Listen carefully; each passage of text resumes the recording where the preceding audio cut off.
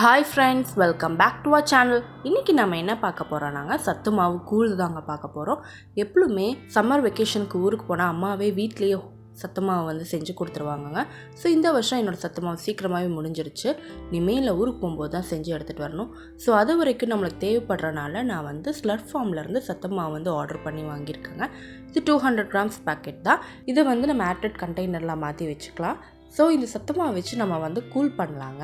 வாங்க எப்படி பண்ணலான்னு பார்ப்போம்.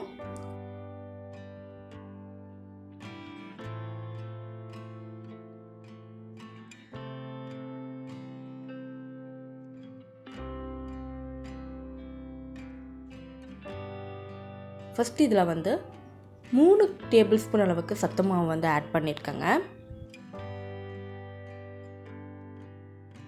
ஸோ அதுக்கு ஈக்குவல் அமௌண்ட்டை நான் நாட்டு சக்கரை 3 டேபிள் ஸ்பூன் ஆட் பண்ணுறேன். திகட்டாமல் இருக்க ஒரு பிஞ்ச் சால்ட் ஆட் பண்ணிக்கோங்க.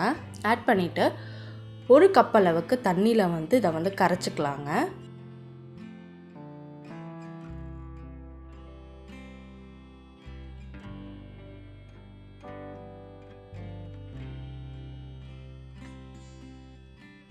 கரைச்சிட்டு நம்ம வந்து இப்போது காய்ச்ச ஆரம்பிச்சுக்கலாம். மீடியம் ஃப்ளேம்லேயே வச்சுக்கோங்க.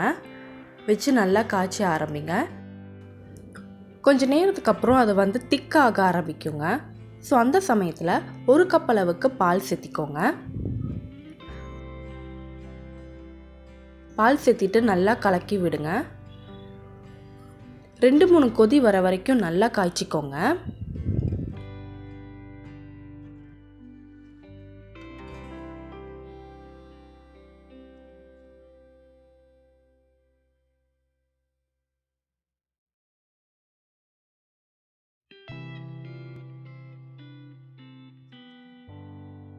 பாருங்கள் 2-3 கொதி வந்துருச்சு. இதே கன்சிஸ்டன்சி போதும்னா நீங்கள் வந்து எடுத்து சர்வ் பண்ணிக்கலாம். இல்லை எனக்கு இன்னும் தண்ணியாக வேணும், குடிக்கிற மாதிரி வேணும் அப்படின்னா இன்னும் 1 கப் மில்க் ஆட் பண்ணி நல்லா மிக்ஸ் பண்ணிக்கோங்க.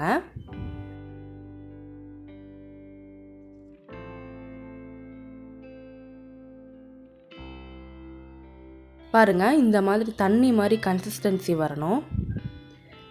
இப்படி வந்தால் நம்ம வந்து ஈஸியாக டம்ளரில் ஊற்றி குடிச்சிக்கலாங்க. இல்லை ப்ரீவியஸ் கன்சிஸ்டன்சி வேணும்னா நீங்கள் வந்து அது திக்காகும். ஸோ நீங்கள் வந்து ஸ்பூனில் வந்து சாப்பிட்ற மாதிரி இருக்கும். ஸோ கொஞ்சம் கூடி அடி பிடிக்காமல் கட்டி கட்டியாக ஆகாமல் ரொம்ப ஈஸியாக சிம்பிளாக வந்து நம்ம கூழை காய்ச்சி எடுத்துட்டோங்க. இதே மெத்தடில் பண்ணுங்கள். ஈஸியாகவும் சிம்பிளாகவும் இருக்கும். ட்ரை பண்ணி பாருங்கள். தேங்க்யூ ஃபார் வாட்சிங். அடுத்த வீடியோவில் பார்ப்போம்.